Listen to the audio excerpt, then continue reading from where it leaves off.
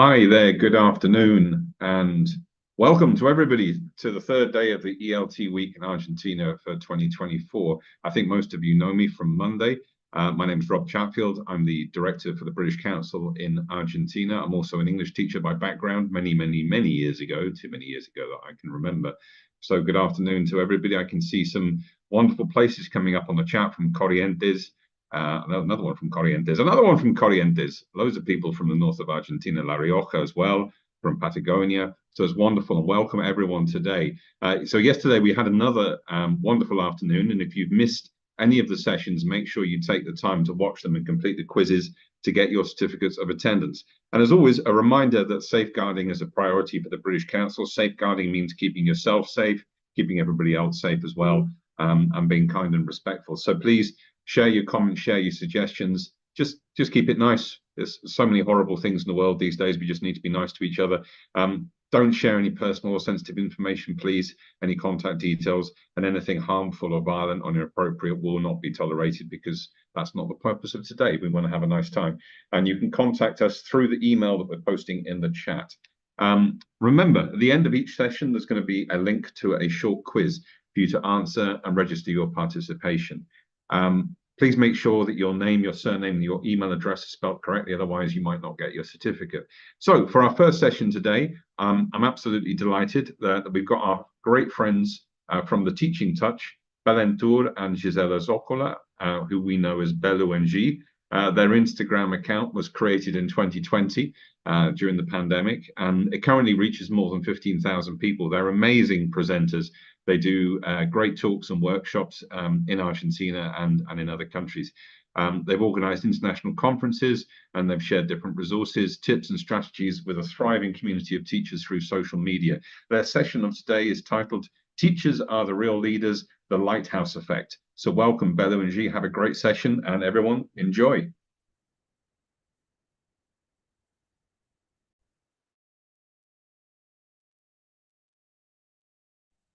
Hello, everyone. There. Okay. So, well, hello, everyone. We are absolutely delighted about being here today. Thank you, Rob, for that presentation. It's our second time as speakers in this online event for educators. And both Belu and I believe that the ELT week has become a defining event for teachers of English, and we couldn't be happier of being here today. So thank you to the British Council for the invite. Thank you, Rob, Vicky, Liliana, and all the members of the team. And we would also like to thank our colleagues who have been presenting and will present on the next days, because it's always great to listen to them, to learn from them. So thank you to them too.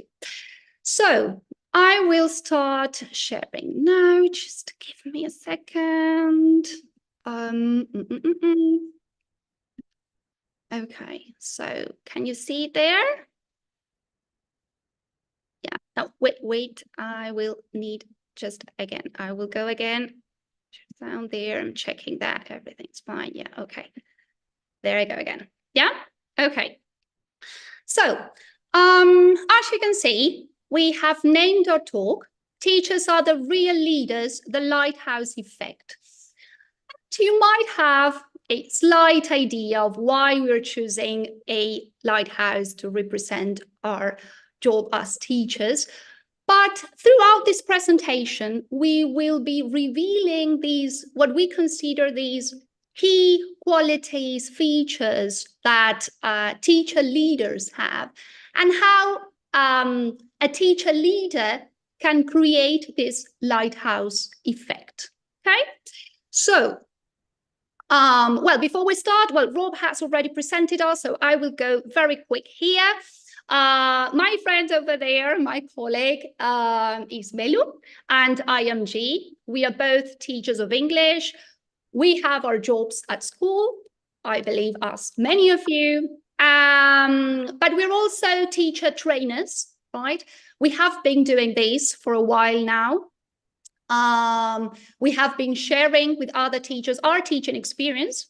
We have been teaching for more than 20 years? Oh my God, yes, 20. old. We started at a very young age. So, well, and we're also the founders of the Teach in Touch, which, as Rob said, started during the pandemic as a place where we share tips and resources with other teachers. And it started to grow, and it's now a thriving community of teachers of English, mainly from Argentina, but also from other parts of the world as well. So if you want to keep in touch, that's our social media, our account on Instagram, and our email, okay? So with no further ado, I will give the floor now to Belu, who will be sharing today's agenda. Okay, hi everyone. Thanks, G. So this is our agenda for today. We're going to be reflecting upon our role as leaders, right? And the extraordinary impact we may have on our students' lives and the ones around us. Why not? We're going to be playing, as you were saying before, with this idea of the lighthouse effect. And as the lighthouse, how we can guide our students all throughout their journey of learning and their journey of life as well. We're going to be talking about the importance of emotions and beliefs in teaching and learning in the whole process. And we wanted to invite you to think about yourselves as leaders and keep reflecting upon this all throughout our presentation, but at the same time to think about leadership as a skill, to think about leadership as one of the 21st century skills that we need to foster in our classrooms. Okay, so well, G, let's dive into it then. Well, as I was saying before, leadership is one of the life skills. All right, so we're going to be focusing on life skills today. So the role of teachers as leaders, and we wanted to start by talking a little bit about what does being a leader mean? What does a leader mean to you? What does a leader do? What do you understand by the word leader? We would like to read your comments. Please join our conversation, okay? So feel free to interact. Excellent guidance, a model, an example. Okay, supports you, confidence, a hero. All right, yes. Okay, scaffolding, a mentor. Super, wow. Okay, thank you. Yes, a leader is someone who inspires. A leader is someone who influences. A leader is someone who guides, okay? And a leader guides others towards a certain goal. There has to be a common goal, a common objective, something that we all want to achieve. This is something really important. So let's keep it in mind, okay? So a leader leads individuals towards a common goal. And at the same time, we wanted to talk a little bit about the difference between a team and a group. What do you understand by a team or a group?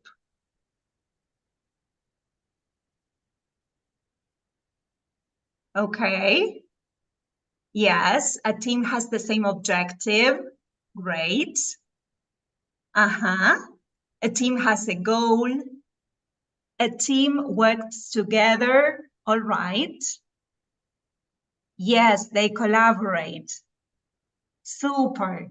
Yes. So both imply a coming together of individuals, but a team has a shared purpose. As you were saying before, there is collaboration. There are defined roles, right? Cooperation, great. Yes, and there is also accountability. So we were thinking that when you work in the classroom and you assign a task, right, and you're going to ask your students to work together, we believe that it's very important if you're going to ask them to work as a group or as a team, and to state this difference.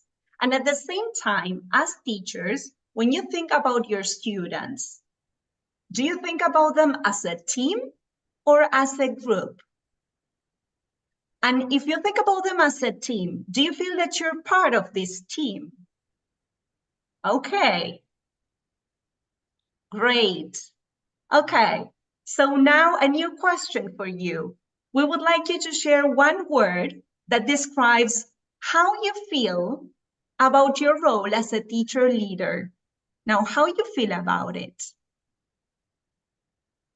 Empowered, growing, learning, proud, responsible, confident, challenged. Wow. Motivated.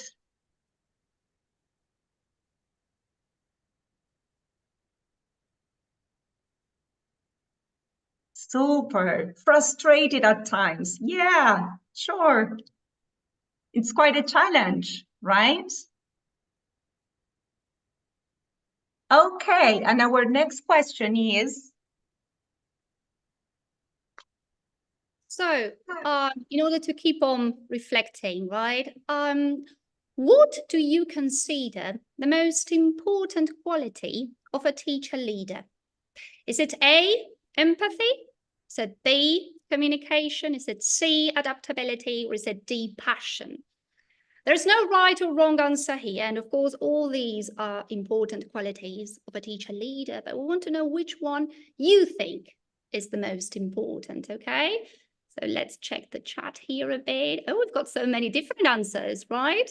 Some people say empathy, of course, right? A teacher who shows empathy makes the students feel seen, right? Valued. Some people say communication, right?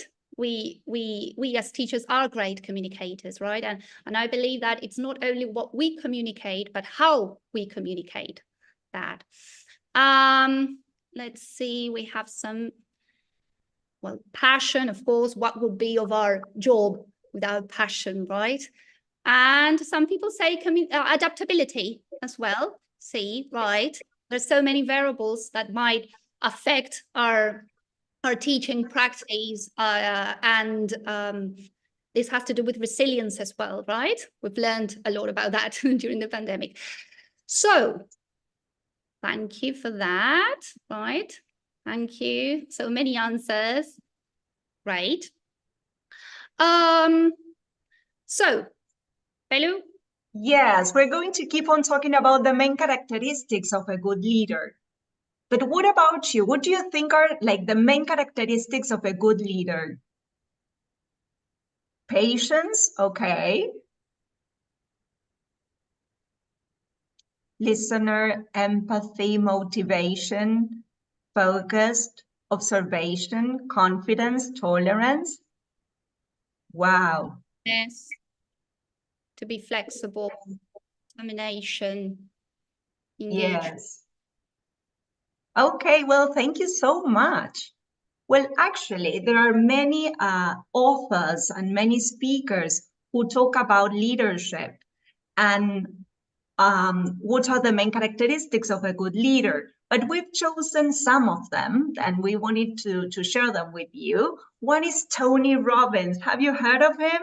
He's so popular. You know, Jade, that he has more than 7 million followers on Instagram. Wow. My goodness. Okay, Tony Robbins.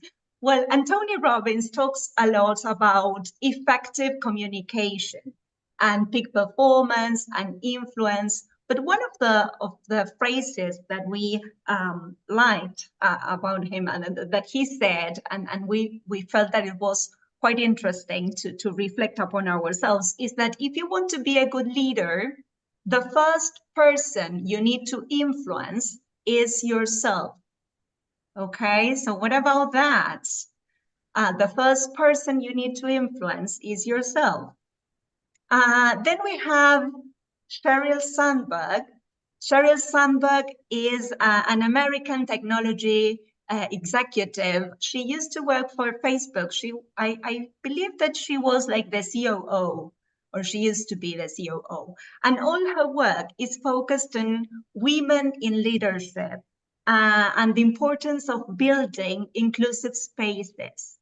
Then we have Simon Sinek. Simon Sinek gives a lot of importance to purpose. And he has published two books, well, many books, but two that are very popular. One is called Start With Why, and the other one is called Find Your Why. Okay, he also talks about the importance of optimism. And when we were browsing and we were having a look at his website and all that, we found a quote that we wanted to share with you. He said that when we work hard for something we don't believe in, it's called stress. But when we work hard for something we love, it's called passion. So what about that, right? Then we have Angela Duckworth. Angela Duckworth is a psychologist, and one of her books is called Grit. She talks about the power of passion, resilience, and determination, and perseverance mainly. But all our presentation, or the core of our presentation, is based on this lady, Brené Brown, Cassandra Brené Brown. I don't know if you've had the chance of watching. I love her. Yes, okay. Yes, her podcast. Yes, she has published many books as well. A TED Talk. Yes, her TED Talk, the one about the power of vulnerability is amazing, amazing. Yes, she is, Sophia, she is. Okay, and well, Brené Brown is a researcher, a storyteller, and a teacher. She's a professor. And she says that in order to become great leaders, that great leaders embrace vulnerability. Now, what do we understand by vulnerability?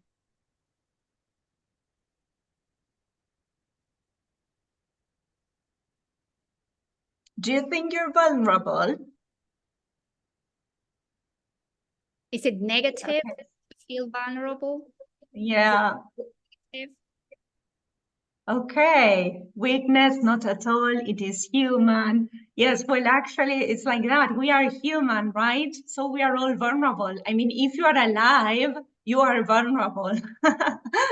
And what she says is that people who embrace vulnerability are the ones who admit mistakes, who ask for help, who are authentic. And she sees, and they see vulnerability as a strength and not as a weakness, okay? Then she also states that great leaders cultivate empathy.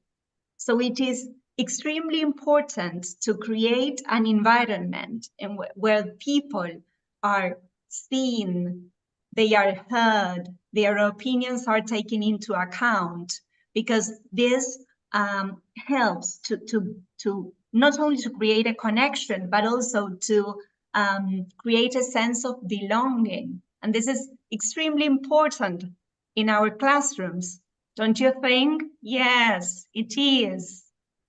Okay, then she also talks about the importance of setting boundaries. And this is mainly for us, right, as teachers, that we need to create like a healthy work-life balance, okay?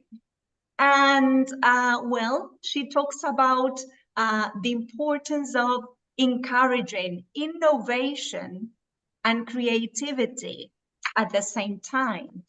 So, I mean, great leaders, the ones who encourage innovation and creativity, allow their teams to take risks, to make mistakes, because they see mistakes as part of the process.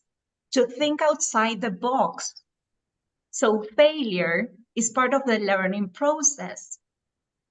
Yes, to help them to take risks, right? Okay. Okay, well, so as Veli was saying, right, Brené Brown stresses and emphasizes these qualities of great leaders, right? And she also talks about leading with integrity, right? She stresses the importance of leading with honesty and accountability, as Veli was saying before, right? Great leaders do what they say they will do, which is sometimes challenging, right?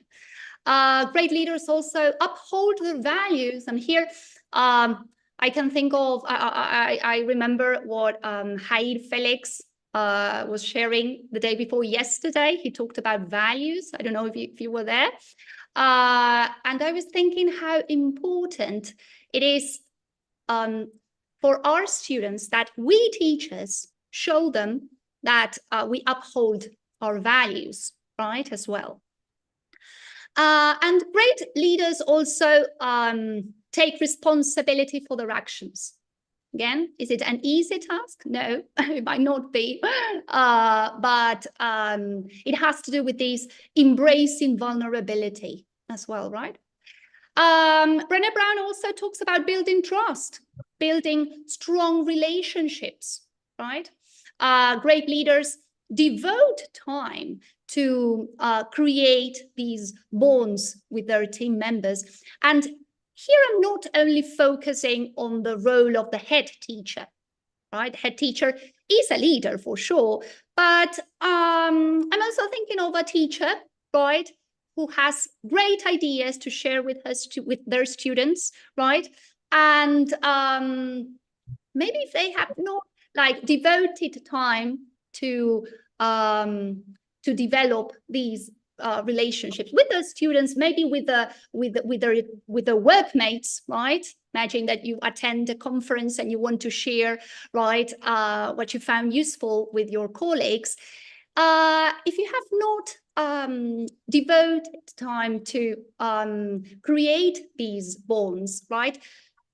The ideas that you want to communicate may not have the impact that you were expecting to have. Okay, that has to do with building trust. And last but not least, Brené Brown talks about promoting inclusion and diversity, right? She says that great leaders find value in diversity. And narrowing the scope to our job as teachers, right? I know that these might foster heated debate, right? Because we have, on the one hand, right, different diverse classes with different needs, and we want to provide our students with what they need, and it's our responsibility to do that. And on the other hand, sometimes I see teachers like kind of overwhelmed, right? Because I have so much work to do, and now I have to do more because I have diverse classes. And I mean, I understand that. I told you we work at schools as well, right? So what I believe is that there has to be a balance. I mean, on the one hand, yes, of course, it's our responsibility to provide our students with what they need, right? But do not forget your well-being as well, right? Do not forget to include me time in your to-do list, right? And remember to ask for help as well, right? I found great support with a psychopedagogical team, right? So ask for help, okay, in your school community as well. So going back to this idea of the lighthouse, right? We wanted to share these key qualities, right, of a teacher leader, because we believe that if we as teachers are able to display these qualities upon our students and the ones around us, we will be able to create this lighthouse effect. And as I said, for our students and for the ones around us, okay? That could be our workmates, the school community. Maybe you do not work at school, right? Wherever you are, okay? But look for that lighthouse effect. Create this lighthouse effect. So now, look at this picture. You do know where these, what this picture belongs to, what film this picture belongs to? Yes? What? Yes. All right. Yes, it's The Lion King. Okay. Well, super quick for those who have not watched it. We have there two main characters, right? On the one hand, the mandrill there is called Rafiki. He is the most like trusted advisor, king's advisor. And then we have the lion, who is Simba. He's the heir to the throne, right? But he has been living far away from the kingdom. And well, now Rafiki has a message for him, right? Belu, I don't know if you want to. Yes, no, I was just reading the comments. Thank you so much. And then I was saying, you know, my favorite movie. Yes, I completely agree. Now, why do you think that we've chosen this movie? Why? What is the connection between these characters and what we're talking about? Great leader, empathy, communication. Yes, absolutely. Because, well, actually, Rafiki is about to guide him, like literally guide him towards self-discovery and growth. Because apparently it's like Simba does not remember or doesn't want to remember who he really is, okay? And at the same time, Simba needs to learn how to embrace his role as a leader, okay? So we're going to watch one scene, and so we keep on reflecting upon it. Yes, he snacks it with a stick, right? That one.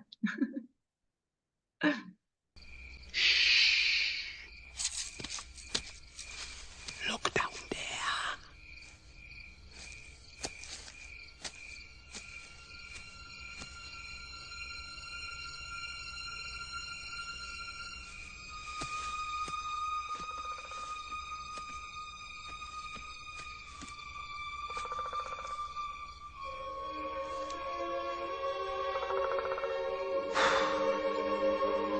That's not my father. It's just my reflection. No. Look hard.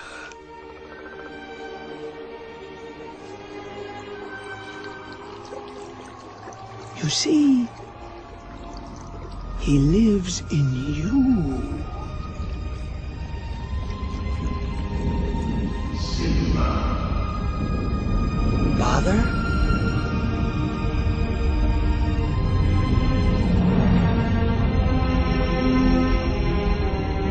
Simba, you have forgotten me.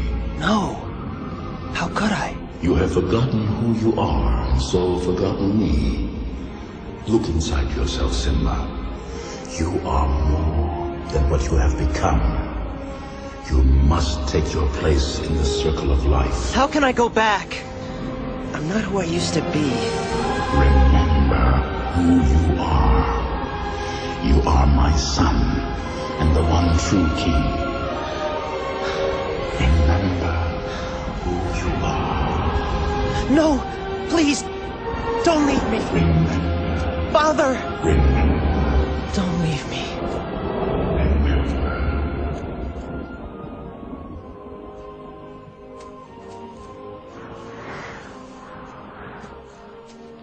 What was that? The weather. Very peculiar, don't you think? Yeah. Looks like the winds are changing. Change is good. Yeah, but it's not easy. I know what I have to do, but going back means I'll have to face my past. I've been running from it for so long. Ow! Jeez, what was that for? It doesn't matter. It's in the past. Yeah, but it still hurts. Oh, yes, the past can hurt. But the way I see it, you can either run from it or learn from it. Ah, you see? So what are you going to do? First, I'm gonna take your stick. No, not a stick. Hey, where are you going? I'm going back! Good. Go on, get out of here.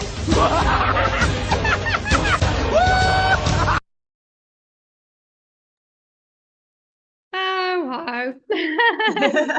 Here we go again.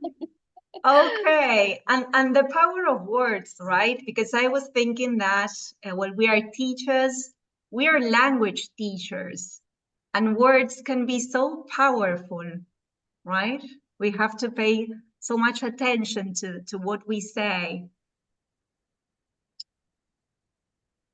Yes. Right.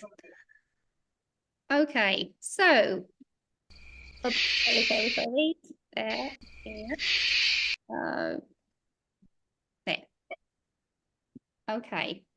So, Belu, you were Yes, we would like you to think of a moment when you felt like a lighthouse, guiding your students or maybe one of your students in a particular situation, and what made that experience so special. If you would like to share it with us. or if not, just reflect on that, right?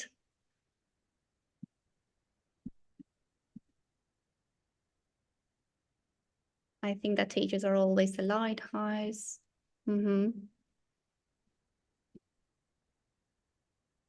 You felt proud of yourself and proud of them. Okay. All right.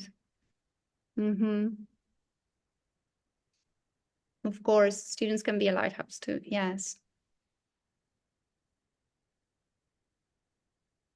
When I find that and they tell them, when I find them afterwards and they tell me how much they've achieved and how far they've gone. Absolutely. Proud. Okay. So write that. Okay. Great. Thank you. Thank you for sharing.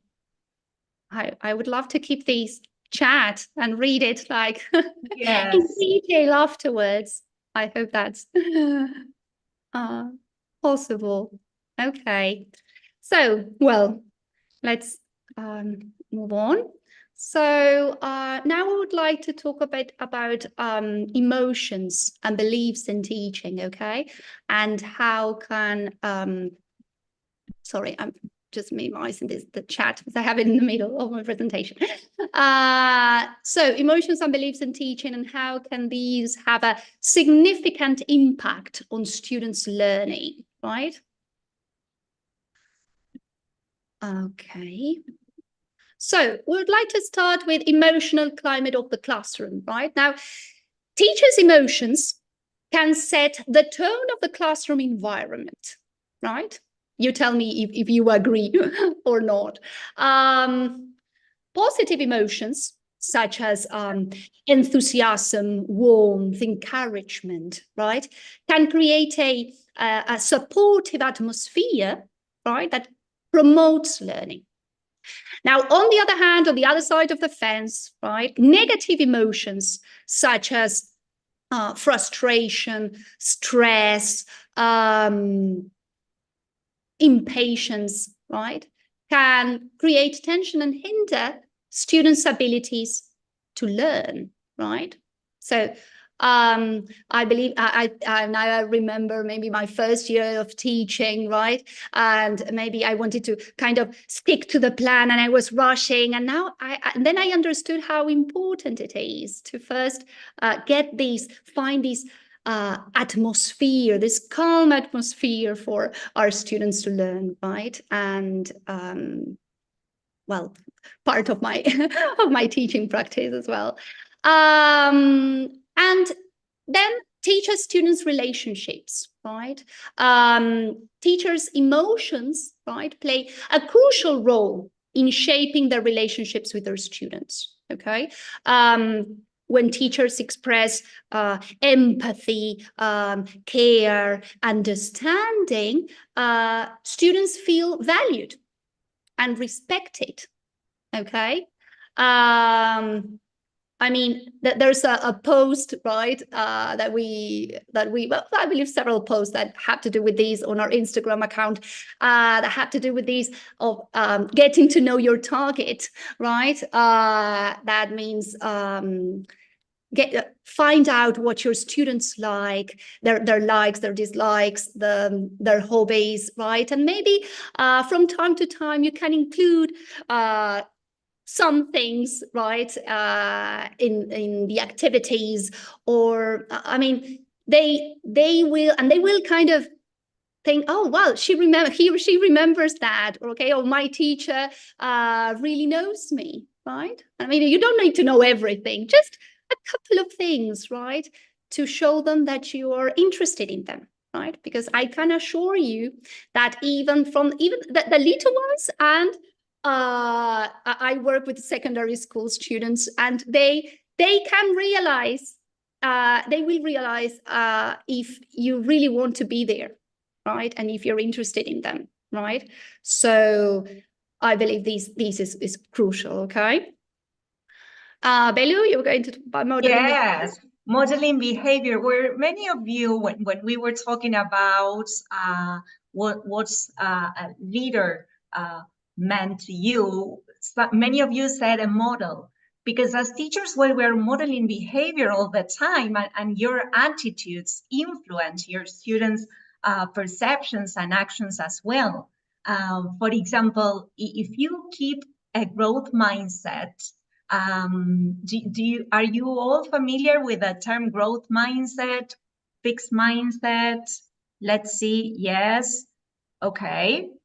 Great. So if as a teacher you keep a growth mindset, then probably your students will adopt similar attitudes, right? Then you need to believe in your students' potential, okay? The belief in your students' potential. I mean, if you think they can, they think they can, like just as simple as that, right? You are the first person who needs to believe in them, and that makes a huge difference, okay?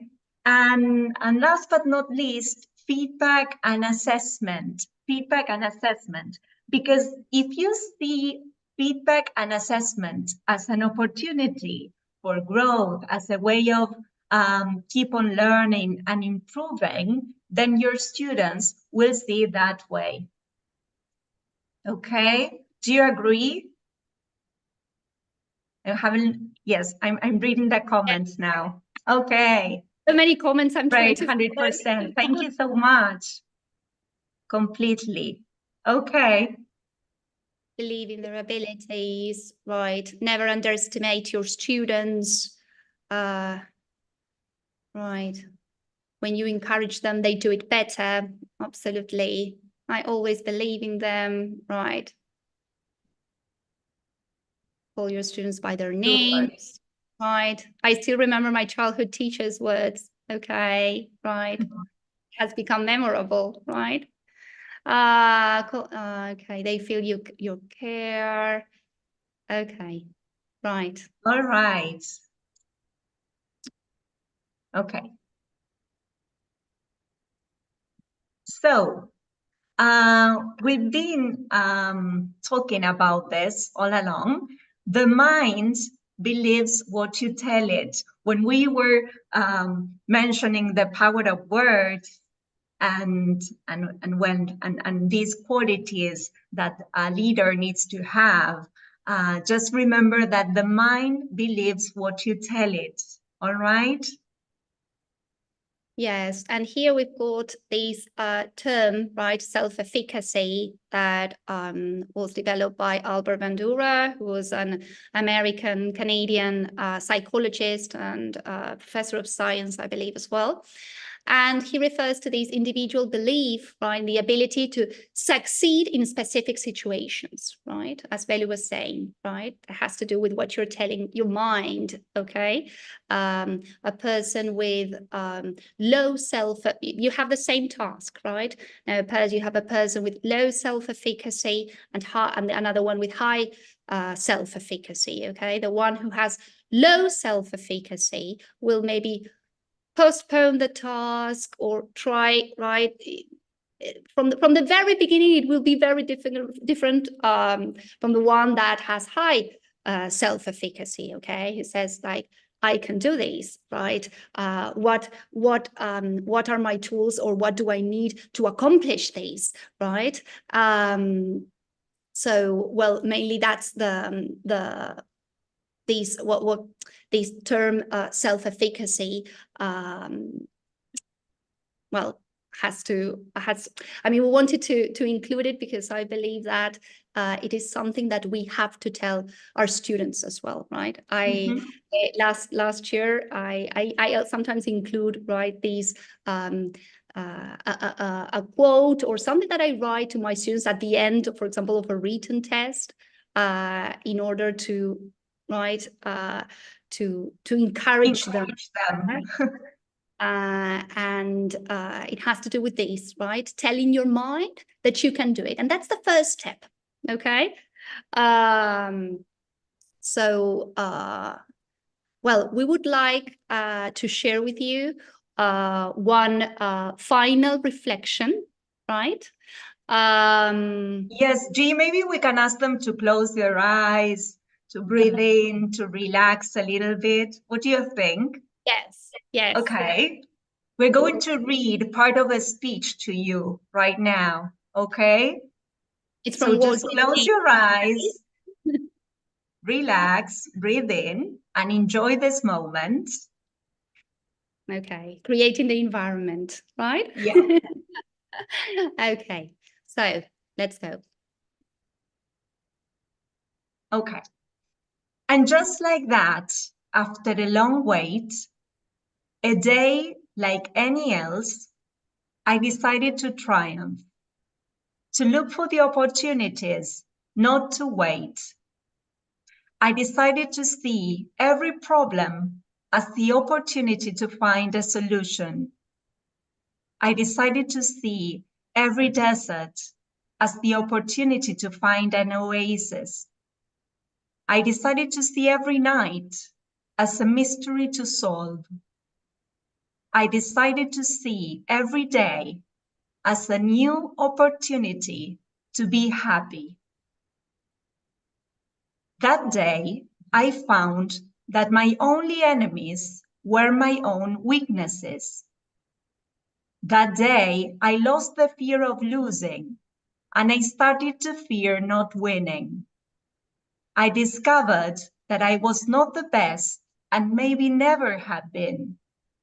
I stopped caring about who was the winner and who was the loser.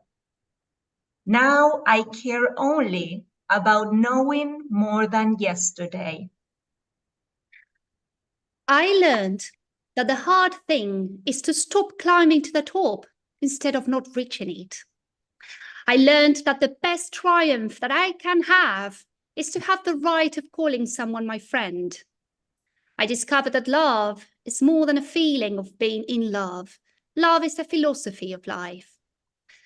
That day, I stopped being a reflection of the few triumphs in my past, and I started to be my own tenuous light of the present. I learned that it does not matter if you're a light, if you're not going to illuminate another's road. That day, I decided to change so many things. That day, I learned that dreams only exist to be made to come true. Since that day, I don't sleep to rest. Now I dream just for dreams. So, okay. Before we go, are you there? Yes, you can open your eyes now. Okay. All right, thank you. Okay. So we have these exit ticket for you, okay? We love exit tickets as a resource, right? G? We love exit tickets. We will ask you to name 3 keywords about this talk. Share 2 feelings related to this talk, and write down 1 thing about this talk that has inspired you. Okay? So we will read some of these. Okay. Self-efficacy, guiding potential, leadership. I feel encouraged. Model. Oh, it's going so fast. Yes, lighthouse, dreams, guiding, empathy, believe, passion, vulnerability, strength. Wow, thank you so much. Hard work, right?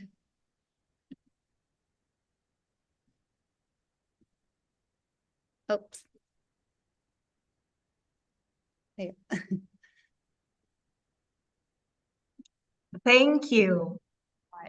Okay. Well, thank you. Thank you so much. Oh, so many comments. I Okay. keep reading. Right. Empathy, right. Inspiring. That's on the present. Okay. Oh, were your lighthouse? Oh, nice to read that. Okay. All right. So, while you continue sharing, right, we want to tell you that, well, we thank you, right, for being there today. And we invite you to be the light to illuminate your students' road, okay? We hope you have a wonderful year, okay? Belu, Yes, thank you so much. Thank you so much for joining us today. And remember, we have the best job, okay? Absolutely. Hi, everybody. Am I back on screen? Can you hear me? Yeah. Yes, wow, I will that's stop great. sharing there so we can. That's fine. No, it's okay. So I just thought, as before we carry on, I'm just going to check with Vicky and Teams if our next speaker is ready. But we've got a couple of questions. Question from Nadia Videla. What does a teacher do when there is no support from the family side? How do you intervene, knowing that some families do not like teachers who get too involved? That's a good question. I've had that many times in my career. Yeah. Yes, it's very difficult if you don't have family support, for sure. It is quite a challenge, but I believe that we have the power of doing so many things with our students in the classrooms, right? That maybe we can start by changing little by little some of his or her reality when they are with us. Right. Yes, I agree. Right. It's hard, right? Because I believe it's if we all work together, right, we'll get the better result. But well, if we don't have the support from the families, well, let's try to do our best. Okay. I mean, we have this responsibility with our students. So, I mean, let's try. Okay, what can we do, right? Yeah.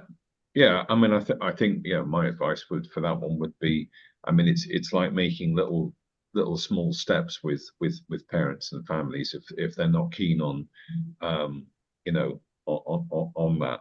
You have to start slowly. If you do go in too strongly, then you can get a negative reaction, which can sometimes be quite unpleasant. So it's about being diplomatic and sensitive. But at the end of the day, you know, also recognizing that you can only do so much. And, you know, if you really are getting a lot of resistance, it's going to make it worse to push too hard. So it's a tricky one. And just seen a message from Viviana. My pronunciation. She likes my pronunciation. There you go. Many years of living in. You love your pronunciation. Yes. Yes, we I do. Yes, we do. I don't really have an accent particularly because I moved around too much. So, but that's very kind of you. Cool. Okay. Well, listen, Bello and G, always a pleasure. Great to see you. Thank you for coming. Oh, there's another question my colleagues just told me. Hang on just a second. Can you send us the link for this session certificate? Yeah. Oh, no, it's not that one. We've done that already. What can we do when parents believe that learning is one fit for all? I mean, I think that means that's from Cynthia Barrio. I think that means like there's one size fits all for learning. Well, one thing that we can do is also to invite them. Maybe I don't know, maybe a meeting, or to try to explain to them, right? The how we work, and the importance of diversity. But I believe we need to make them part of it, right? So maybe it has to do with the whole school community, and maybe inviting them, right? Because if you do not know, right? I mean, I'm thinking of me as a mother, right? My son learning a new way of multiplying, dividing, things related to math, and I was like going crazy. I said, why do they do it this way? If the old way was much easier, right? And other parents have the very same question, right? And it was great from school because they invited us and they taught us, right? They showed us why, right? They showed us the why. They told us, you know why? It might have the process, but you know what? If your son does it this way that I'm telling you, he is able to think, he will be able to then, it will be easier for them, for him in the future to work more difficult structures. I mean, and then it was like, now I understand, right? But we need to give these space, right, to parents as well, so they can understand, because maybe we as teachers, we get it, right? But we have to let them understand as well, right? Yeah, and understand that everyone brings their own shared experience and learned experience to the situation. So, you know, we all have different experiences. Our own educational experiences will inform the way that we see the education of our children, and a lot of the things that we do now maybe seem a little bit strange. But this is the problem. It's always the problem with education has always been, as I've said, I don't want to be negative here because we've got so many love hearts and happy people. But the problem with education has always been that you're preparing people for a world that you don't fully understand yet. We don't know what the world's going to look like in 5 years' time, maybe 10 years' time, you know, and what jobs people will be doing and what the impact will be of artificial intelligence and all of these things. It's very, very tricky. So, you know, but all we can do is keep our minds open, keep our eyes open, keep listening. And I encourage all of you to follow the Teaching Touch on Instagram. There's a link there. So they're full of brilliant ideas for English teachers, and we're very fond of them. So Bello and G, once again, 1,000 thanks, and we'll see you soon. It's been a pleasure. Yeah, it's always a pleasure. Okay, guys, thanks very much. And we're moving on now. So thanks, guys, again. And so everyone, just remember to click on the link that's now on the screen and in the chat box to register your participation and get a certificate for attendance. So our next session is about making thinking visible. It's a mindset for empowering our students by Danila Blanco. So Danila graduated from with a degree in business management from the University of Buenos Aires. She specializes in education from the Universidad Austral. That's where my son goes, to the Universidad Austral. There we go. And Project Zero from Harvard School of Education, and management of social projects from MIT and Universidad de San Andrés. Danila is the co-founder of EduStorm, Director of Program Strategy and Evaluation at Open Avenues Foundation, and a professor at UBA Onuade. So welcome, Danila. That's a very impressive CV you have there. I'm very impressed. So I wish you all the best with your talk today. Have fun, enjoy, and everyone please participate and make Danila feel very welcome. Thank you, Robert. This is a great welcome. Thank you very, very much. And welcome everybody. I'm so excited to be here and to share with you some of the topics I'm the most passionate about. As Robert was explaining, I'm a teacher, a professor, I work in education, and making thinking visible is one of the core mindsets and approaches I have in my classes, in my lessons, in EduStorm, the organization I founded that's about education. So I'm very excited that you can get to know a little bit more about this concept. So as Robert was saying, my path is very different and diverse.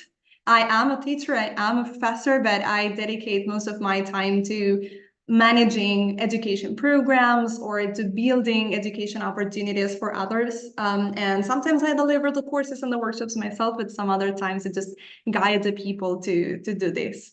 I have the chance to work and live and explore the world, and I'm going to be sharing a little bit about these learnings with you today. And I hope that you can reflect with me. This is a very reflexive workshop, and it's for you all. So please feel free to make any questions and to share any insights, comments, examples that you have from your lessons or things that you've seen from other teachers or from your time when you were a student, so that we can build this knowledge together and collaboratively. So making thinking visible. I'm so curious to know what you guys think making thinking visible is. So please scan this code. It's going to take you to Menti. And you will see this question, what do you think making thinking visible is? So I want to get to know a little bit of your thoughts and prior understanding of this concept. So please scan the code here with your cell phones or go to mentimeter.com in your browsers and put this code there so that you can start answering this question. And remember, there are no wrong or right answers here. This is just, what does this sound like? What comes to your mind when you hear the concept of making thinking visible? I'm gonna stop sharing so I can also share with you all the link to the Menti in case you were not able to access it through the web page or the QR code.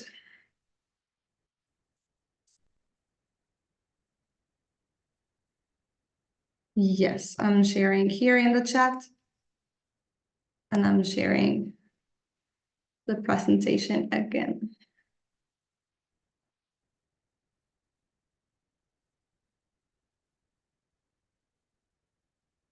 There we go.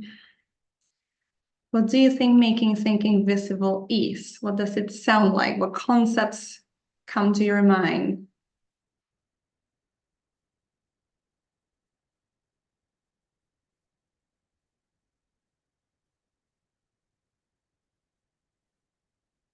Great, we're getting many new responses. I'm going to share them here.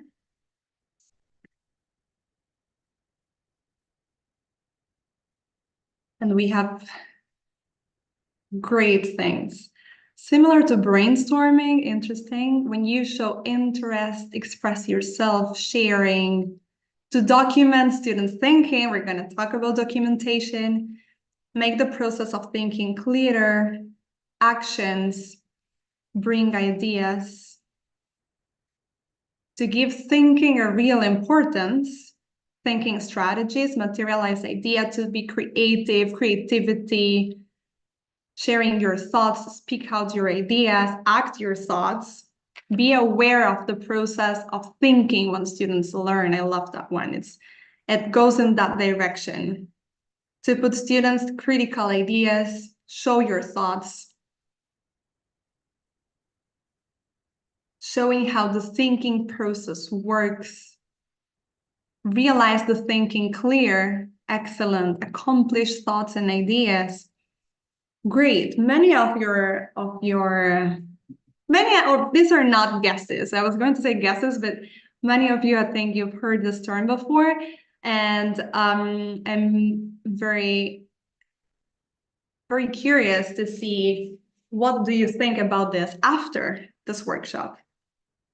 So indeed, making thinking visible is an approach, a mindset that we can teachers use, and everybody facilitating any kind of learning process, an approach that we can use to actually make the thinking process visible. For whom? For us, but also for the students. And here's where the magic pops up. So making thinking visible is a concept that started with Project Zero. If you don't know this organization, please Google it after the workshop. And Project Zero was founded in the Harvard School of Education around 20 years ago, when a group of researchers and teachers from all over the US, but who have had experiences abroad in different countries of the world, got together and started thinking about a way, an approach, a set of practices that can help students become better thinkers and think critically and autonomously and be able to be active citizens. So it's very related to what you were talking about, action, about acting your thoughts, about making the process of the thinking strategies in a way that you can acknowledge them. And making thinking visible has its roots in the multiple intelligences theory. If you haven't heard of the multiple intelligences theory, again, this is a concept that I strongly suggest you to go ask ChatGPT what this is, or talk or Google it, because multiple intelligences theory, Howard Gardner, excellent. Maria Lorena, many people here in the chat knows who I'm talking about, excellent. So the multiple intelligences theory basically tells us that everybody can learn, but we all learn in different ways. So we have different intelligences. We have the power of having all these intelligences, but through our life, with our experiences, with our families, with our in our school, like in all our learning process, especially during the first 15 years of our lives, we develop these intelligences. In some of them we develop them more, and some others we develop less, but we always have them, and we always have the capability of keeping developing them, so we can always learn. Now the neurosciences are very advanced right now, and with technology we know that the brain is the only thing that it does until we die is learning. Sometimes it's easier when we're younger, sometimes it can be harder when we're older, but the brain doesn't stop learning. And the roots is the multiple intelligences theory by Howard Gardner. He's actually, and Daniel Goldman as well, the emotional intelligence creator, or the person who started talking about this. They are part of this group, together with David Perkins and Ron Richard and Mark Church, other researchers that started developing this concept. And those are the roots. Now, the core of this approach is that learning is a consequence of thinking. Learning is a consequence of thinking. Usually we think that we need to think in order to learn. But now they tell us, hey, actually, thinking is part of, or a result of, a part of the learning process. Sorry, the learning process is part of thinking. So with this concept as the base, we will develop the idea that learning and thinking, therefore, can be visible. We can make them visible. We can see them. And why and how we will do this? we're gonna develop a little bit further now. And if learning and thinking can be made visible, we can develop instruments, strategies, we can acquire and implement techniques and processes and practices to make it visible. Then we can actionate something on our students and on ourselves so that the learning and the thinking occurs the way on the processes that we have developed for that. And this answers two of the main questions I think the education world has. The what and the how. I always say, and I believe this strongly, that in education we have two main questions, which are the what concepts and skills the students need to know in order to live successfully in this context of complexity. So what are the concepts? What are the skills? What are the 21st century skills and competences that we need our students to learn? That's one question, right? That's content, what we are teaching. The other question is how we're teaching that, and how can we know, both students and us as teachers, as facilitators, if they're learning or not. How are we going to teach? How are we going to know if the learning process is taking place, is happening? How are we going to understand that our students are understanding what we teach and are learning the concepts, the skills, the competences that we need and want them to learn? And with these two questions, I have one third question for you all that I would like you to write and share here in the chat. What does learning and understanding look like? So think about examples of your lessons, examples of the lessons and the classes that you're delivering. What does learning look like? How do you know that a student is learning? When we monitor, curiosity is a good indicator. If they enjoy the process, it is a complex process, I'm 100% with you. Surprise, creativity, monitoring, feedback, amazing, Anna.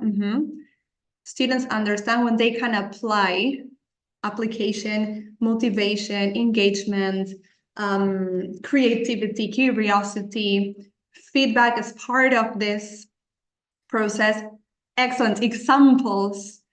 When are you understanding something? When you can give an example, when you can connect it with something else, when they can use the acquired knowledge.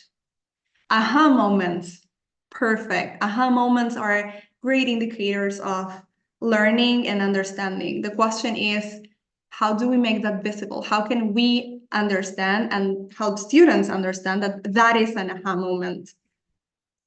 When they apply, when they can use concepts in different contexts. Excellent, that's disposition. We will talk about that. As English teachers, we know that the hardest for a student is to use, for example, the right tenses in the right moment. If we ask theory about present simple, all our students know that he, she, it carries an S. Now, are they able to, when they are speaking mainly, to use the S in the right moments? That's disposition. That's realizing that I need to apply this concept now. When they are independent and they work on their own, we almost don't intervene. Excellent. When they can transfer concepts to other situations. Amazing. Thank you very, very much. This is great evidence and great examples of what learning and understanding look like in our classes, in our sessions. So let's dive a little bit deeper on the powers of making thinking visible, to make thinking visible. So here there are these 6 main ideas that show us what we can do when we make the thinking process visible and we acknowledge the process as well as support students to acknowledge the process as well. So our main goal with this approach is to help students become learners and good thinkers. we want our students not only to think in our lessons, that's very important, but that's not the main point. Our main point is that students think outside of our lessons and that are able to make decisions and act their values outside of the lessons. But we need to train them, we need to help them build these habits of thinking so that when we are outside of this safe space that we create with our students, we were talking before with Gia and Belo about emotional approaches and how to be resilient and the power of vulnerability. So when we create this safe learning space, this can happen. But what we want is that the students think, connect, and build their thoughts and make the decisions based on their values outside of our safe space in the real world, right? So making thinking visible helps us do that. And so with this idea that we want students to become learners and good thinkers, making thinking visible help us foster deep learning. So to foster deep learning, we need students to master knowledge, master skills, so know the things that they need to know.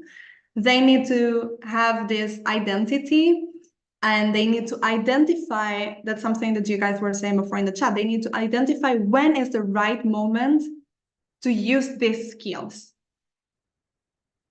And then they need to have creativity, that I'm very happy that this is something that showed up a couple of times as well in the Menti and now in the chat. Because with creativity, with different ways of thinking, we can actually have deep learning of the concepts. And deep learning is this significant understanding of academic concepts. Like if I am able, for example, to explain the concept with my own words, there is deep learning. And if this is coupled with or combined with the ability of thinking critically. So if we can master an academic concept and we have the ability of thinking critically and solve problems with it, aha moment, right? We have everything that students need to be good learners and to be good thinkers. And that's our goal. That's what we want to happen. Another of the powers of making thinking visible is to cultivate engaged students. By using these practices that we will talk about in a minute, we will cultivate engaged students that are engaging with others, because we know that the learning process is collective and collaborative. We need students to share. We need other students' questions. We need other students' examples and points of view so that each of them individually can create their learning and can create and form their own ideas and concepts. So we want students to engage with others. We want students to engage with ideas. We want them to grab, embrace the ideas, the concepts, the learnings that we're sharing with them and make them personal. We want them to be able to relate to the ideas, to the concepts, to the history. For example, if we're history teachers, we want them to find these concepts close to them.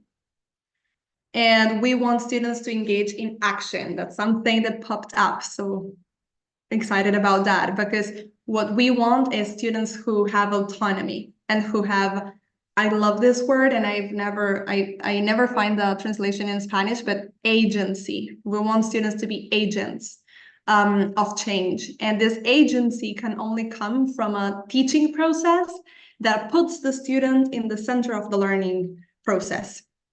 Lessons are not for us to show off how much we know, but for students to actually play with these concepts and make them personal and engage with others and engage with what we're saying, or engage with what they are doing. So cultivating engaged students is one of the things that we will be able to do when applying the Making Thinking Visible approach. And I know it sounds tempting sometimes to blame students for their lack of motivation. I'm a teacher I was a teacher in high school, I'm a professor at university, and I know how hard it is to get students motivated. But truth is that with our mind, like our change of mindset needs to embrace the idea of thinking, of doing things differently so that they engage. So there's nobody to blame. There's a truth that is that students usually at first lack motivation, but I am 100% sure, because I've lived it myself, that if we do things in a way that's engaging for students, this lack of motivation disappears. They're 100% in, they're 100% with us when we present to them things that will help them be agents and that they will acquire agency. Third thing is the change of role of students and teachers. We need to change our approach to education if we want students to be in the center of the education, on the learning process. And in here, I read something in the chat about not intervening at all. Be careful with that. We're the responsibles. We have the goals. We set goals for our sessions. So we do need to facilitate the learning process so that we reach the goals that we have set for the class. But yes, it is true that this is not a one-way thing with our students, but there's feedback, another keyword that popped up at the beginning. We need to have this feedback with students to understand their learning process, get to know them, and be able to design and develop our sessions, our lessons in a way in which they are engaged. So our role here, and I'm sure that most of you know this and even implement this, is that we are orchestras. We have all the different instruments, we have the students, we have the ideas, we have the academic concepts that we need to teach, we have the goals in mind. So what we want to do, we want to be directors of this process, and an orchestra director that makes sure that we arrive to the point that we want to, and that we all do it collaboratively. And enhancing our formative assessment practices. I know that sometimes formative assessment is a cruel word, and I think the worst thing that can happen is that students think that formative assessment, it doesn't count because it doesn't take a mark, right? I'm not going to put my 100% because formative assessment is just for the teacher and me to understand my learning process.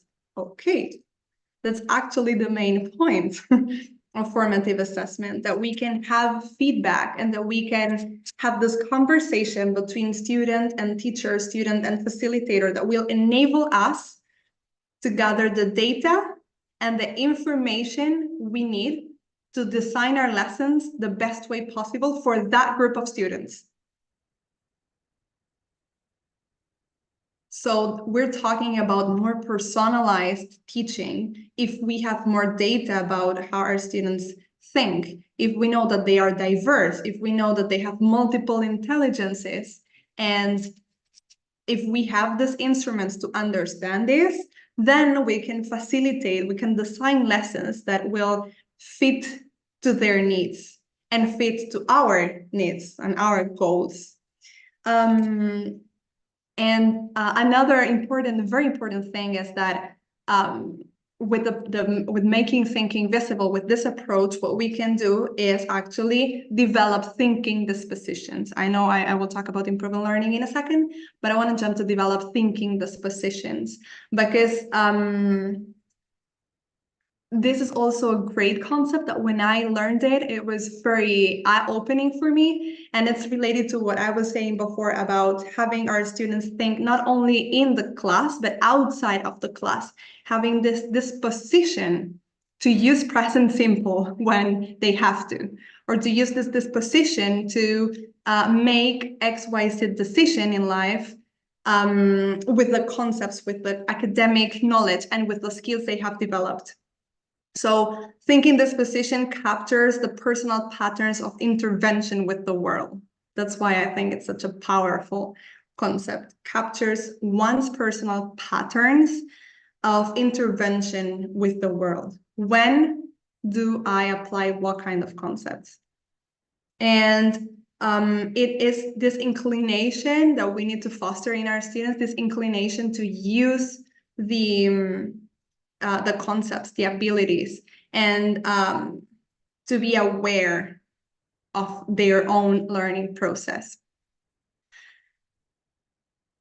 And improving learning And I think this is a very curious fact, because there's no evidence about how this approach improves learning in tests, for example. It's not easy to prove, but think about it. More cognitively engaged students, how do you think their performance will be? And I'm gonna open the chat. Natural thinking leads to natural expression. Nice. So exactly, better. Exactly, Silvina. So if we have engaged students that have developed their disposition to use XYZ topic, then they will be able to perform better. And they can decide by themselves. And that's what we want them to be. We want them to be autonomous thinkers and active citizens, people who make decisions and take action. Great. So we were talking about making thinking visible as a goal, and I would like to introduce this concept that's a culture of thinking. Have you ever heard culture of thinking before? What do you think it is? How would you explain it with your own words? Culture of thinking.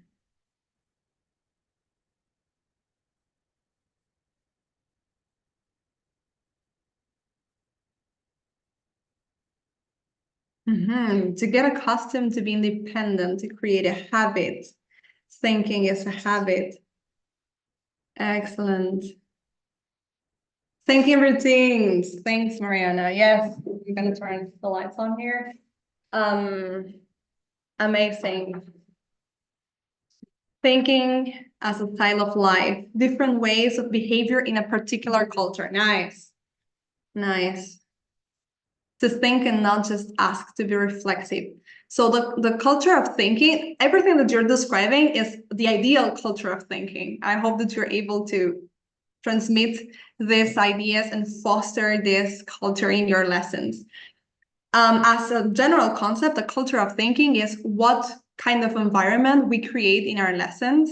And we always want it to be positive in everything that you're just saying, because the culture of thinking is actually like the backstage of the learning process, the way that you position your desks, the way that you talk to your students. Are you in front of your students? Are you sitting with them? Are you on the same level? Are you always standing up? Everything that we do and everything that our students do is part of the learning environment, exactly, Juliana, and the culture of thinking. So we want to have this as a goal, to create, to design, and to plan a culture of thinking that promotes making the thinking process visible, because that then will take us to this idea of having better or having good thinkers. And there are these 4 practices that I would like to share with you, that are the practices of questioning, documentation, listening, and thinking routines. And there are 2 concepts that have already popped up before: documentation and thinking routines. I'm very happy to hear that some of you are familiar with this, and they're a key part of the making thinking visible process. So here Carla asks, how? Please give examples of culture of thinking. You mean examples of culture of thinking in general, or a culture of thinking that's ideal for us?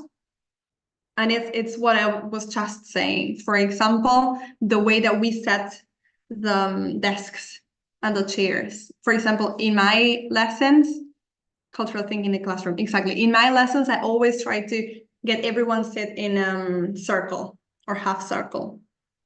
And for example, when I am explaining something to a specific group, I try to sit down with them if they're sitting.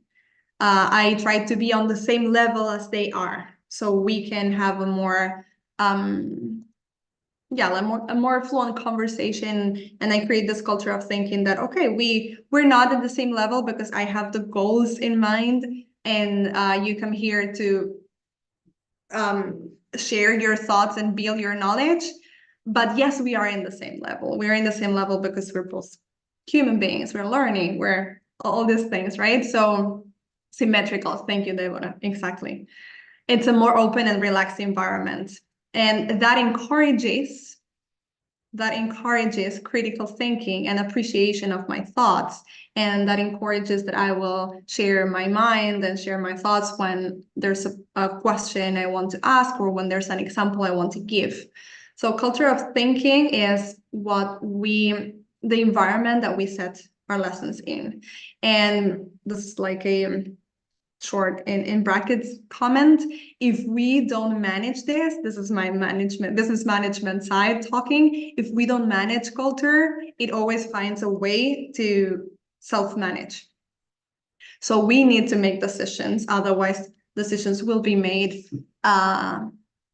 without a determination. And I'm not talking about students, I'm just talking about how culture flows.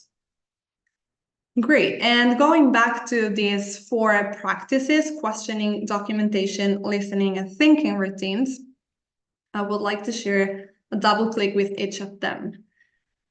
So questioning, before we go to this, I would like you to share in the chat if you believe that questions are part of your teaching style. So you can put yes or me in the chat. Definitely, surely, always. Excellent, excellent. That's great. Questioning is one of the main points of making the thinking process visible. And it's now that I know that most of you ask questions, I want to take you to the next level. What kind of questions do you ask? When do you ask your questions? What do you do with the information that you receive from those questions? So I would like you, through this next slides, I would like you to be very reflexive and try to think of examples of your own teaching. It can be both things that you are very pleased about, like things that you like that you do, and things that you want to improve, things that you want to be better at. I think that's also the challenge, to acknowledge the things that we do, but to improve the things that we know that we can improve and be better at. So with questions, where can I ask follow-up questions that require students to elaborate and explain? It's not the same. Do you understand what I'm saying? That, can you explain this with your own words? It's not the same to ask when a student is sharing a thought, an answer, a question. It's not the same to tell them what makes you say that, than just to then go to another student, for example. What makes you say that? It's a very powerful question that I encourage you to use in your lessons, because you will see the difference in the kind and in the quality of answers that your students provide. What makes you say that? What's your, it's a little bit like, what's your evidence? And your evidence can be anything. Example, something that happened to you, something that you heard, something that you read in internet, something that you ask ChatGPT. So what makes you say that? It helps students think deeper about what they are saying. What key questions are embedded in the routine I'm proposing? And now we're not going to thinking routines yet. It's a very specific kind of practice that is proposed, but in the routine, in your sessions, what kind of questions are embedded in the routine that you propose? In my case, for example, there are a lot of whys. Why? Why do you think that? Or sometimes students ask me a question. In the university, I teach value innovation, which is a like business management approach to innovation. And sometimes students ask great questions that I know that they have the answers to. So what do you think about it? What do you think the answer to that question is? So what I try to encourage in my students is this routine of trying to empower them through the questions they ask. So it's not only my questions, but it's their questions as well. what student-generated questions are emerging from our learning? And this is exactly what I was just saying, right? Like, what questions do we want our students to think of, to generate, to create? Maybe, and I use this a lot, I always tell them, okay, think about questions that maybe don't have an answer. What reflective questions this topic triggers you? And I'm asking you this question now. What reflective questions this topic of using questions in this way triggers you?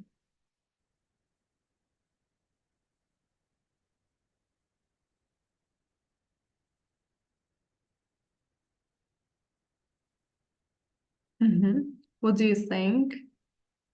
The power of inquiry. Yes, I can give an example.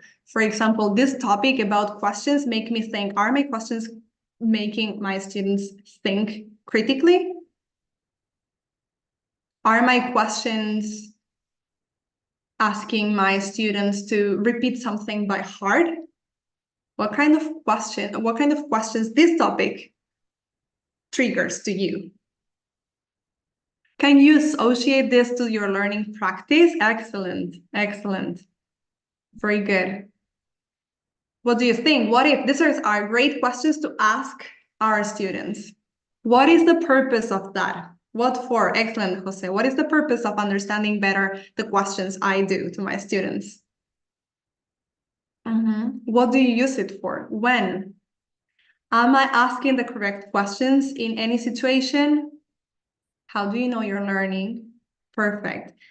So I'm happy that we can reflect about our own questioning style. And many of the questions that you're sharing in the chat are a great question to ask to our students. How can you explain it with your own words? What if something else happens? What else? Why? What for? And this over here is the thinking routine I would like to share with you. That's what do you see? What do you think? What do you wonder? I usually use this a lot, sharing different pictures. And in each picture, we answer the question, what do you see? Facts. What do you see? Here, I see bubbles. I see blue color everywhere. I see words. But what do you think? Okay, I think this slide here is making us a question, is making us reflect. What do you think? Tries to make you reflect about your own thoughts. It's not what we see, it's what we think. What do you wonder? I wonder, how can I improve my questioning style? See, think, wonder. It's a great thinking routine that I encourage you to use.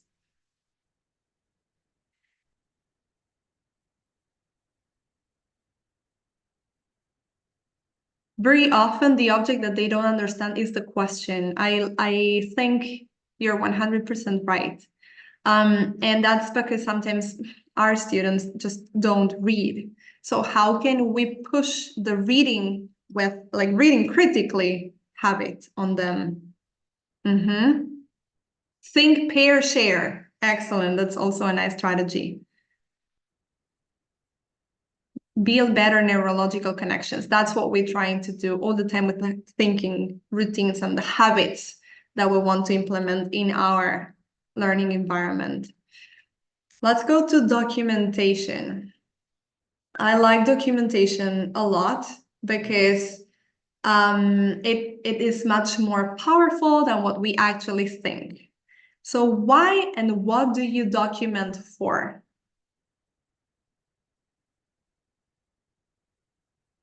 Why and how do you document in your lessons?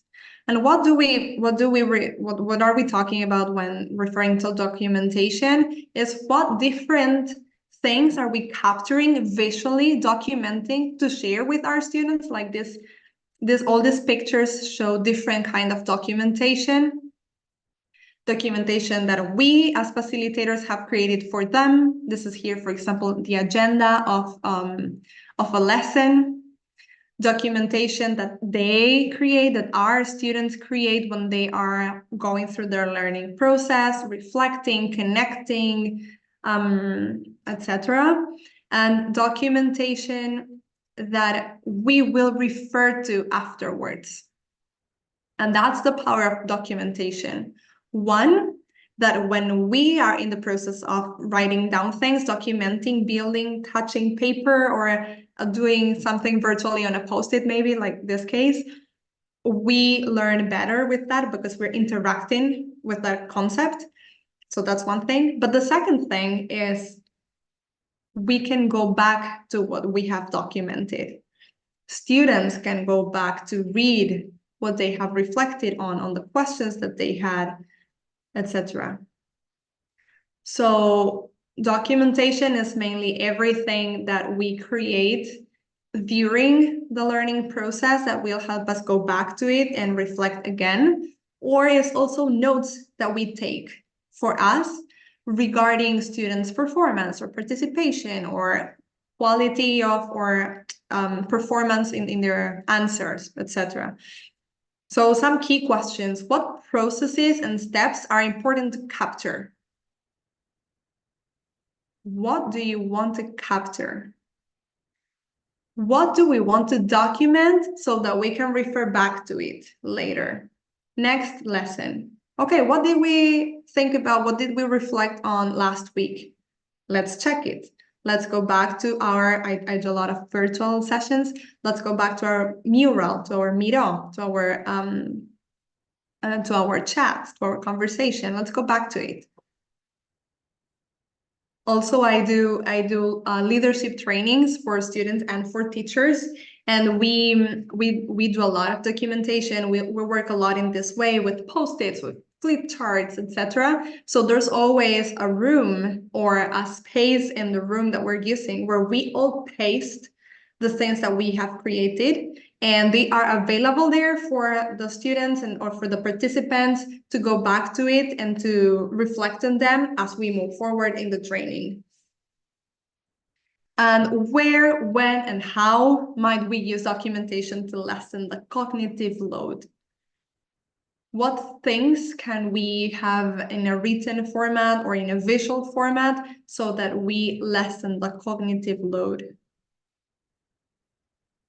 Let's go to listening.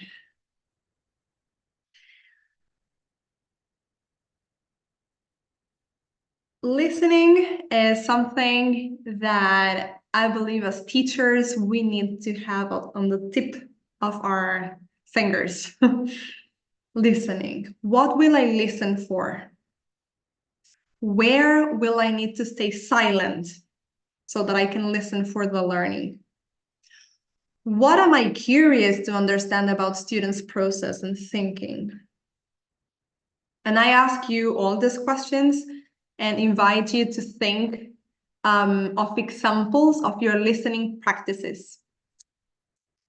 What do you listen for? How much do you pause to listen?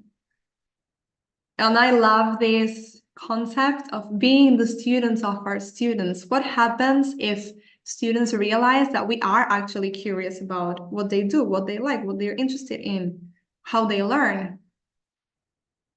Have you ever asked your students, how do you learn? We were talking about multiple intelligences, and we know that people learn, people are more visual, people are more auditive, others are more kinesthetic. Have you ever asked your students their learning style?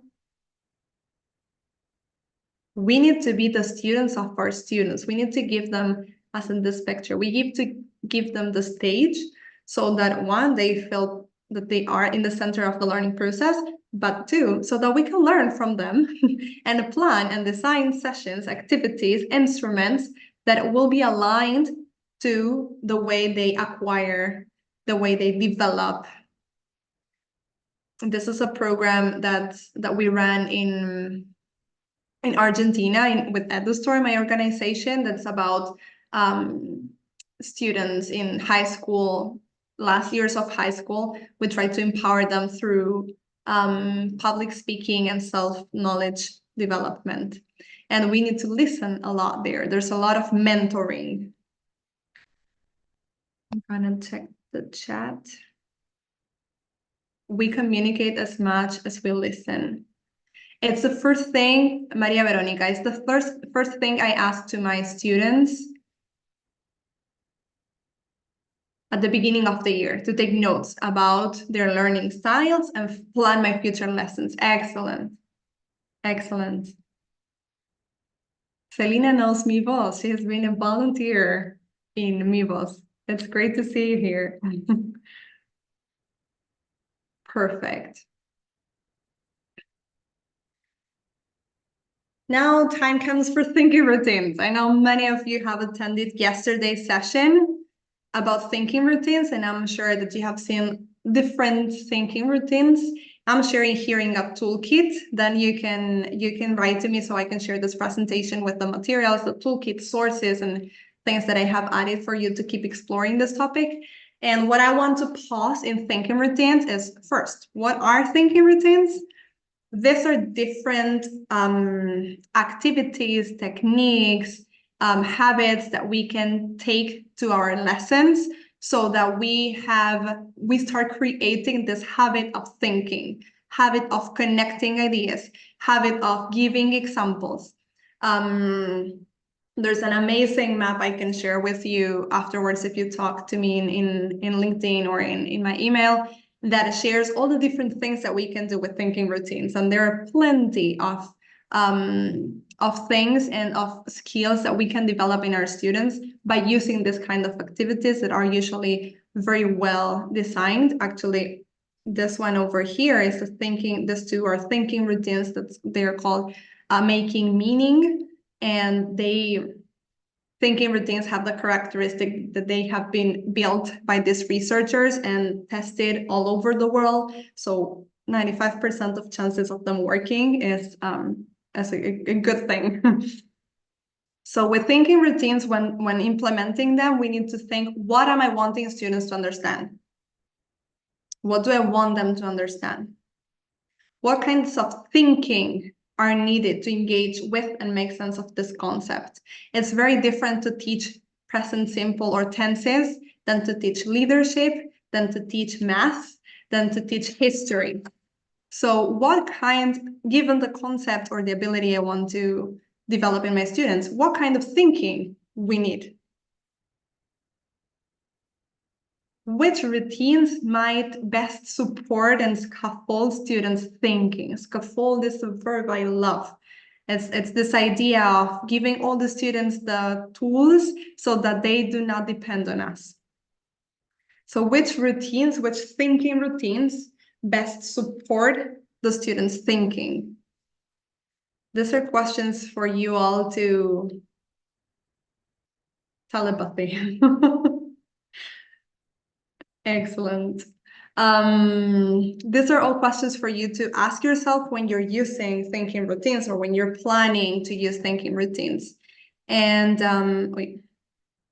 here again, this is what I was talking about, culture of thinking, the way we sit, the way that we can be on the classroom, if they are used to presenting something by themselves or not, what different instruments we create and what different thinking routines we engage students with that will propel critical thinking in our students.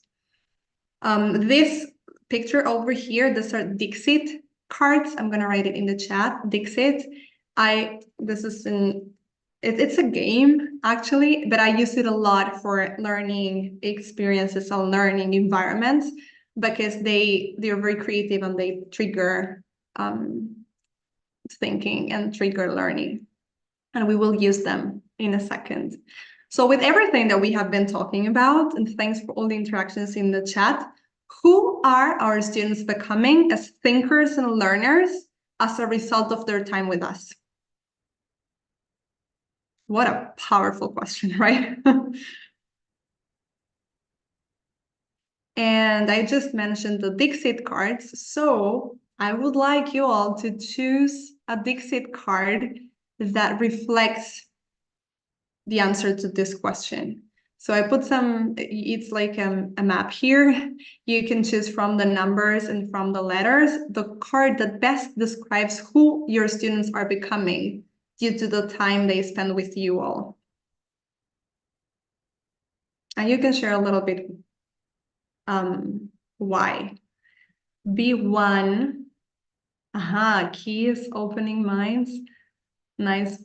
B3, tornado in the hand, having the power of transforming the hand, the power of chaos, the power of thinking. B1, I hope. Excellent. Nice. The student with the sword against adversities. D5. D5, castle flying. D3, a lens in our hands to understand our identity, who we are. A3, curiosity. Dixit cards are amazing. So that's also a resource I'm sharing with you. And you can have them virtual, you can buy the game. I want my pupils to get used to our answers. Oh, I lost it. I want my pupils to get used to procuring answers rather than being fed the answers, showing them that life is about going after things rather than expecting them to be given. Nice, Sandra. Nice. I think then this C5 reflects it a lot. Very good.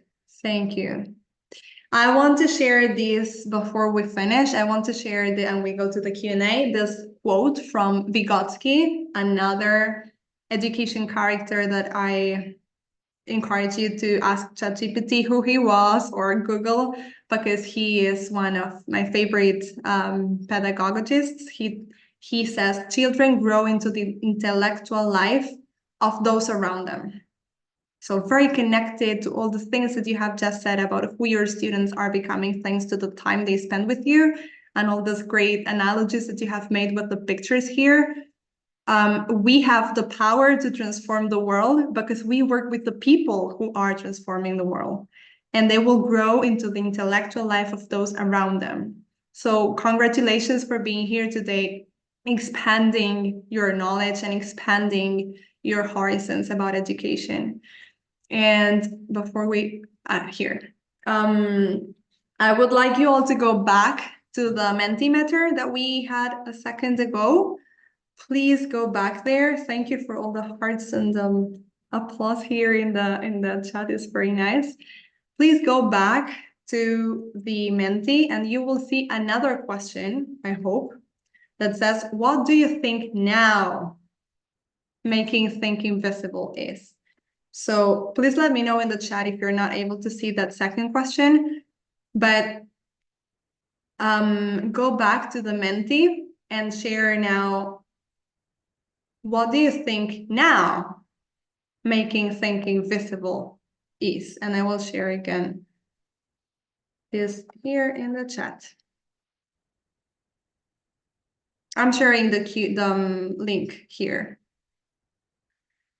Because the idea is that we can think now about what we believe now that making thinking visible is, now that we have some more experience or knowledge about it.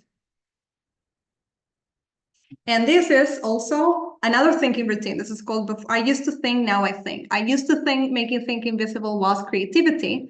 Now I think that it's an approach that will help us empower our students to develop all the different 21st century skills that they need in order to make complex decisions in this chaotic context.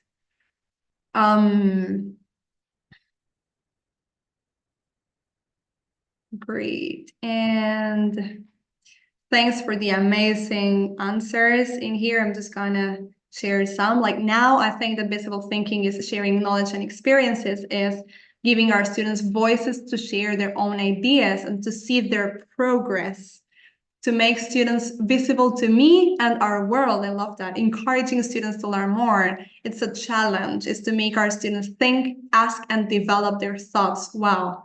Wow, I'm so happy that you feel this way and that you think that you have the power of making your students visible to you and to the world. That's so powerful. And to finish, I'd like to share this. This is part of the book Making Thinking Visible by Ron Richard and Mark Church. this is they are part of the team who started with Project Zero, and they say, as researchers, we were not tasked with designing programs or an intervention, but an approach to developing students as thinkers and learners. Our goal was to design an approach that would cultivate this positional development and enhance students' intellectual character. For this approach to work, and this is our responsibility, for this approach to work, we recognize that teachers must first embrace the goal of making thinking visible as a significant aim of teaching. Only then would the practices come alive in their classrooms. And this means that if we implement a thinking routine once, that's not going to make the difference. But if we realize the power that we have as human beings in charge of teaching other people, then yes, it makes sense. And making thinking visible will help us empower our students. Here I have some resources that I will share with you if you drop me an email, and here my contact information. So that we can keep in touch, and I'm open to any questions you have for me now. Thank you very much for the participation and the engagement. It was great to get to know you a little bit more and see how amazing teachers you are, that you ask questions and you listen to your students. That's the base of creating a nice bond with our students.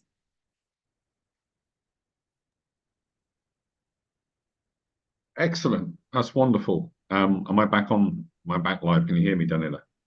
Yes. Hi, That's Robert. wonderful. Wonderful. Hi.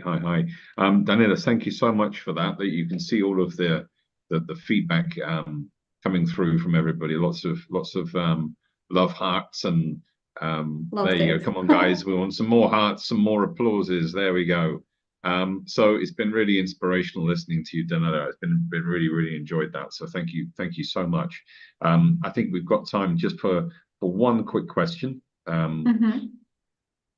So Nadia has asked, how can we learn about our students' thinking if they're not willing to speak? Oh, that's a great question, because we usually tend to ask them, okay, how do you learn? How do you think? Are you more visual? Are you more kinesthetic? Whatever. And that's the case. That's a great question, Nadia. It happens to me a lot. It's not so easy to understand how our students learn, but what we try to do is look for evidence. When do they engage more? What are they doing when we talk? Are they taking down notes? Are they watching the wall? Are they paying attention, not paying attention, looking to us? They might be paying attention and they are looking to the wall. It happens to me multiple times. And then I ask, hey, are you here with me? Of course, you were talking about XYZ. And here I have an example for you. So I think that what we need to do is not just ask them these questions, but also try to look for evidence in the way they move around in the classroom, move around in our lessons. And of course, if they're not willing to talk, I would suggest you to start by asking them why they're not willing to talk, and create this relationship and bond with them. Are you not engaged in what I'm saying? This is not interesting for you. Why? What are you interested in? All these questions will help in that direction. That's it, the sort of one-to-one time. And I would say also probably add, trying to find out what sort of learning styles that they have as well, because you often find that, it's not just a confidence issue when people don't want to speak in class. It's also the way that they assimilate language might be different. So there's I think, you're right, there's lots of different things, but certainly getting the one-to-one time there is important. So, Danila, wonderful session. Thank you so much. It's been an absolute pleasure having you with us today. I hope that everyone has enjoyed our 2 sessions today. I think they've been fantastic.